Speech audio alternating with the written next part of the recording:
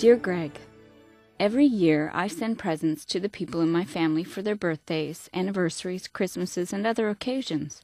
But they almost never say anything about what I send unless I call and ask if they got what I sent. I love them, but this makes me mad. It's such a simple courtesy to thank me for what I do for them, but that seems to be beyond them. Am I being unreasonable here? On the surface, your complaint seems so reasonable.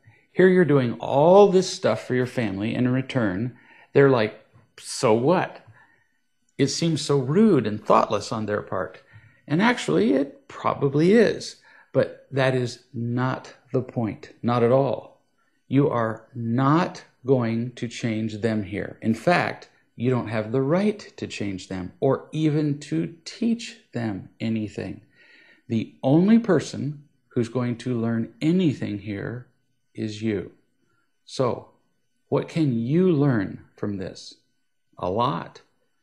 Notice that in your letter, you referred to what you do for your family.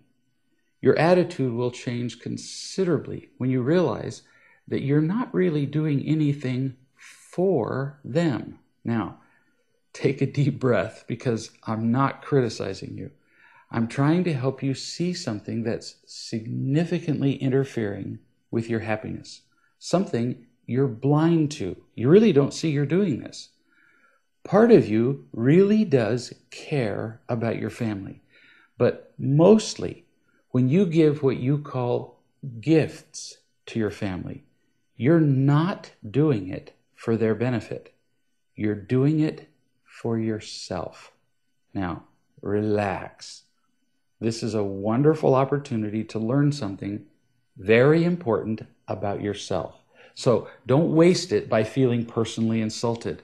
I'm just describing in you a condition that is common in the vast majority of us, a condition that must be recognized before we can change it.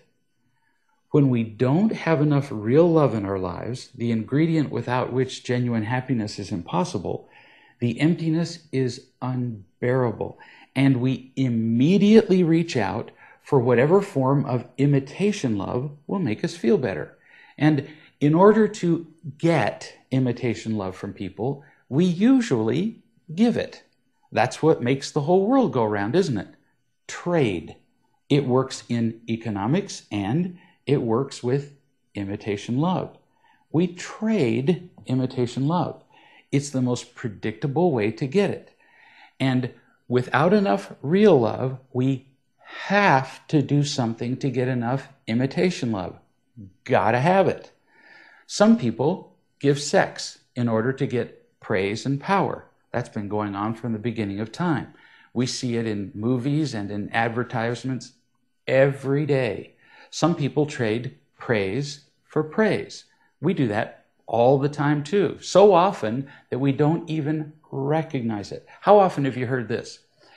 You look really nice. So do you.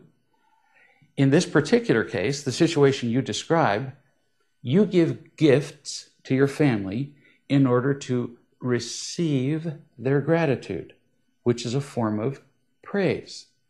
Their gratitude makes you feel valued, accepted, important. You don't do this intentionally, but without enough real love, you simply can't stop yourself from wanting something in return when you give people presents. This is hard stuff to hear, but it's also important. We'll talk more about it in our next session.